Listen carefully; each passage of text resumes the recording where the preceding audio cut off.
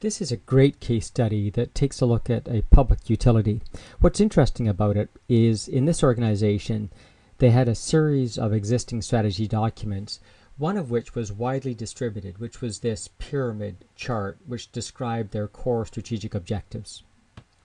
And although this was widely distributed amongst the PUD, it wasn't well understood and certainly didn't enable them to begin putting performance metrics and accountabilities behind it. So what we did is, again, set up the same 4 perspectives with customer at the top as a public sector organization. Then we began to frisk this core document for the mission statement and the key strategic objectives that are contained within it. And this was an important step because the board, the management team, and many public forums were held to debate these strategic objectives. So the fact that we could not have to reconstruct them, not have to have these meetings over again, made it pretty interesting to the organization to begin building this as a strategy model with those same strategic objectives.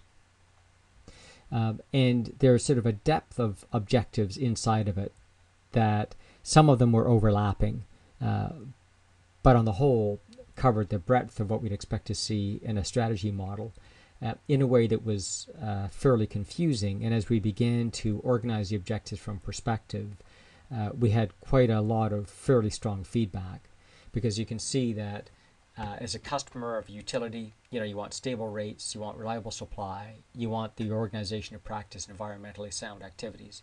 All of a sudden, they began to understand what was in it for them. The organization could see what things they should focus on, and so forth. And the arrows come quite naturally as we try to figure out how to provide stable rates. We understand that ensuring reliable supply is a key component of that. To get a reliable supply, I need operations improvement, innovate on the service delivery, manage our portfolios.